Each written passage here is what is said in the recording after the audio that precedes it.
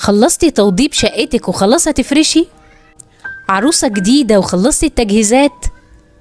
أو بتنقلي من شقة لشقة ونفسك الترتيب الجديد يكون أحسن بكتير قوي من القديم؟ تعالي النهاردة أكلمك عن طريقة فينج شوي لتنظيم العفش جوه البيت بطريقة هتجلب ليكي الطاقة الإيجابية.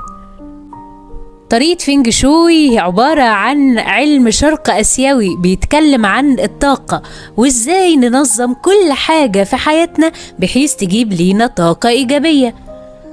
الطاقة الإيجابية دي ممكن تكون في البيت وممكن تكون في الشغل، الفكرة كلها في طريقة تنظيم العفش في المكان.